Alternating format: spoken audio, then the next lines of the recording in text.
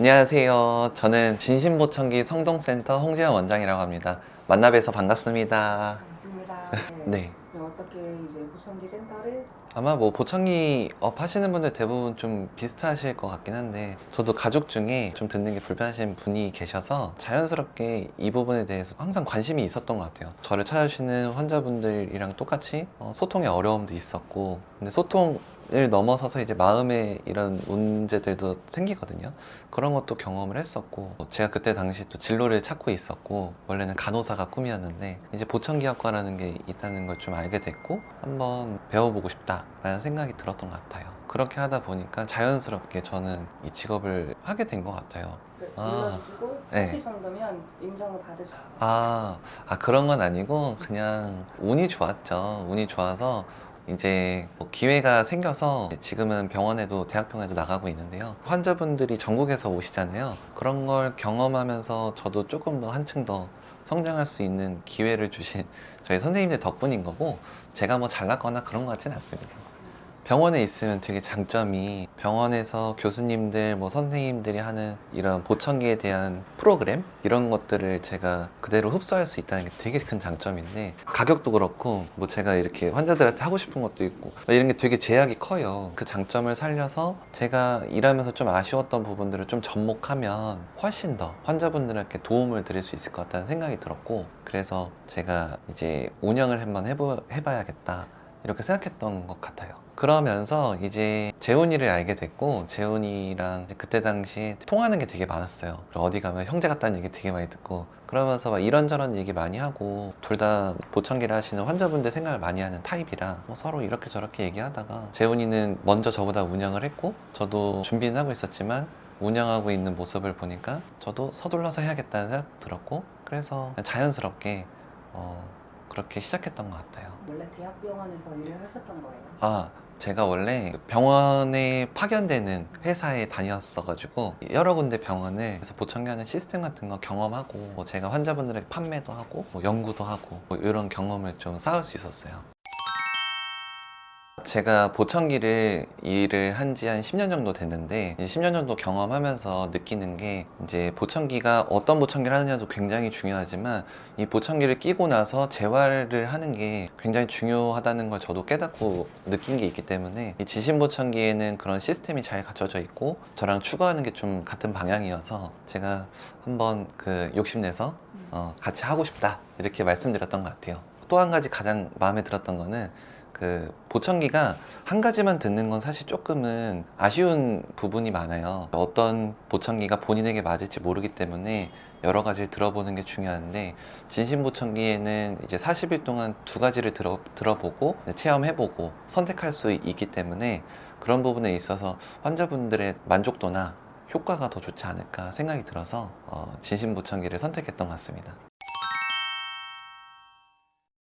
병원에서 근무를 오래 하다 보니까 전국에서 환자분들이 큰 대학병원으로 진료 보러 오시잖아요. 그러다 보니까 보청기를 저한테 하신 분들은 충청도, 경기도 막 이렇게 전국에 계시다 보니까, 이 보청기라는 건 아무래도 고장날 수 있는 기계니까, 이 기계가 문제가 생겼을 때 어르신들이 거동이 어려우셔서 오시기 어려울 때는 제가 웬만하면 가려고 하고 있어요. 전화 주시면 제가 일정을 잡고 가서 봐드리고 뭐 조절을 해드리고 뭐 이런 식으로 하고 있거든요. 그래서 그런지 환자분들이 저하고 또 유대감도 생기고, 그러다 보면 또 주변에 친구분들이 안 좋으신 경우에는 또 소개도 해주시고, 제가 뭐 책임감 때문에 했던 행동인데 그게 조금 좋은 영향이 돼서 재밌게 잘 하고 있는 것 같아요. 보청기는 어떤 존재일까요? 보청기는 선물? 저는 항상 그런 생각하거든요. 저를 찾아오시는 분들한테 선물을 드린다. 예전에 잘 듣지 못해서 불편했던 그런 것들, 뭐 또는 가족들이랑 오해가 쌓이고 막 그런 것들 100%는 없으니까 그래서 좀 아쉽지만, 그래도 80% 90% 해결할 수 있는 선물. 그래서 저는 이 일을 하면서 제일 기분이 좋을 때가, 보청기 딱 껴드리고 이제 가족들이 엄마 들려? 엄마 들려? 들린다 이렇게 하는 모습을 보면 너무 행복해요. 거기서 뭔가 직업적인 이런 만족도도 있고, 더 열심히 해야겠다 이런 생각도 들고, 뭔가 제가 진짜 선물 드린 것 같잖아요. 너무 좋아요. 기억에 남는 고객님에 대한 에피소드를. 최근인데 그냥 이건 재밌어서, 그 저한테 보청기를 하시는 분이 그 상가를 가지고 계세요. 근데 그 상가에 보청기가 센터가 있어요. 근데 그분한테 안 하시고 저한테 오셔서 하시는데, 항상 거기 상가에 계신 그분이 어머니 보청기 하실 때 됐는데 어머니 한번 오세요 그러는데도 내가 무슨 귀가 나빠? 안 가! 그렇게 하시고 저한테 오신다고 하시더라고요. 저한테 하시는 말씀이 원래 하면 거기서 해야 되는데 내가 왜 자꾸 여기 오는지 모르겠어, 뭐 이렇게 하시더라고요. 뭔가 저를 더 믿어주셨다는 생각이 들어서 뿌듯하기도 하고, 그게 참 재밌었던 것 같아요.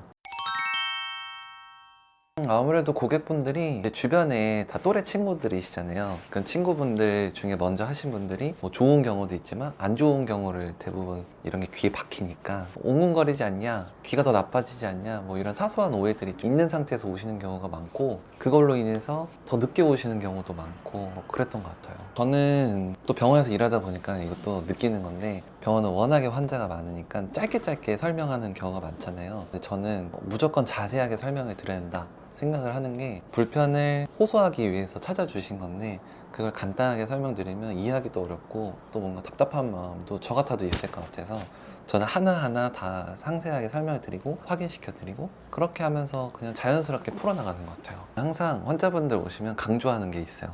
뭐냐면 진짜 보청기는 시기다. 그러니까 언제 하느냐가 정말 관건이고, 사실 보청기의 성능은 진짜 상향평준화가 됐기 때문에 거의 대부분 되게 좋아요. 성능은 좋은데 그걸 어떤 사람은 잘 듣고 어떤 사람은 못 듣는 이유는 시기의 차이라고 보면 될 것 같아요. 왜냐면 간단한 예로 어디가 아플 때, 조금 아플 때 치료하면 아주 간단하게 치료가 되는데, 많이 아프고 곪고 막 그런 다음에 치료하는 거는 당연히 어려울 수밖에 없기 때문에, 그래서 저는 이 보청기를 생각하시는 모든 분들이 최대한 빨리 하시는 게 도움이 되지 않을까.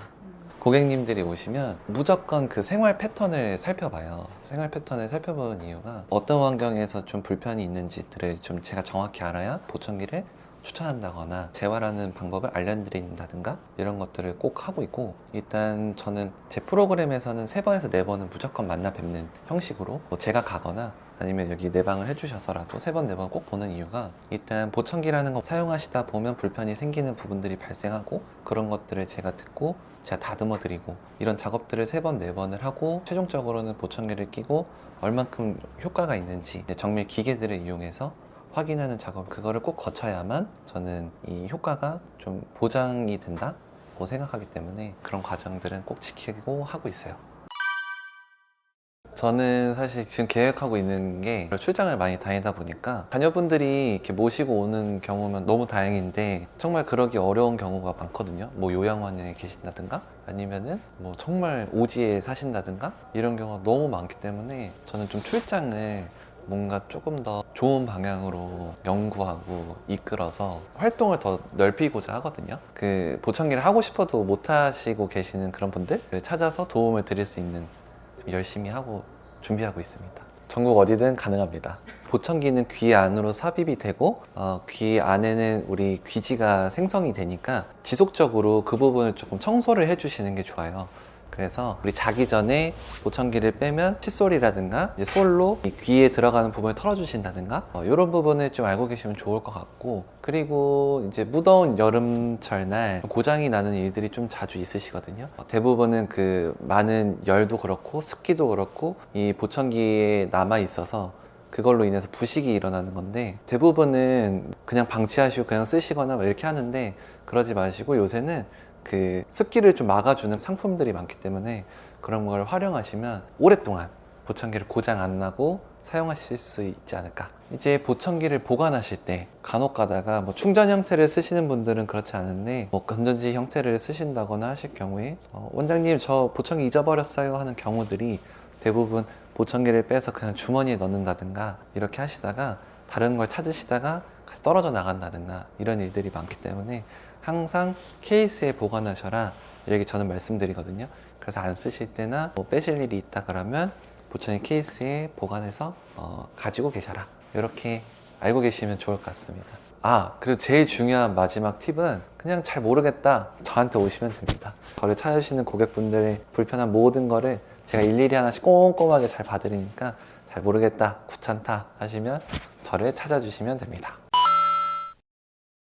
아무래도 제가 병원에서 오래 근무했던 그 경력이 있어서 유명한 대학병원의 이비인후과 교수님, 뭐 선생님들이 하는 보청기 프로그램을 그대로 흡수했기 때문에 아마 뭐 저한테 보청기 하는 게 유명한 대학병원 보청기를 하는 것과 비슷한 형태로 진행이 되지 않을까 싶고요.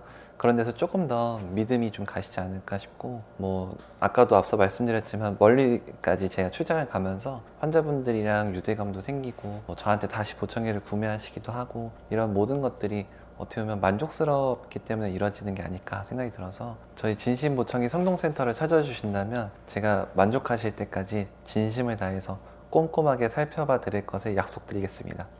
아까도 말씀드리긴 했는데 한 번 더 드리고 싶은 말은, 보청기는 정말 시기가 중요합니다. 보청기는 기계이기 때문에 기계로서 할 수 있는 부분이 있고 이제 할 수 없는 부분이 있는데, 그 할 수 없는 부분은 아무래도 내 몸의 상태일 거라고 생각이 들거든요. 내 몸의 상태가 너무 나빠진 상태에서 보청기를 하는 거는 사실 무용지물이 될 수도 있습니다. 그래서 항상 저는 저를 찾아주시는 분들께 말씀드리는데, 보청기는 시기가 중요하기 때문에 내가 귀에 대해 불편을 느꼈다? 그럼 빨리 검사를 해보고 확인도 하고, 필요하다면 보청기도 서둘러서 하시는 게 분명히 후회하시지 않으실 거라고 생각됩니다. 이 말씀을 꼭 전해드리고 싶었습니다. 보청기는 시기가 중요합니다. 진심보청기 화이팅!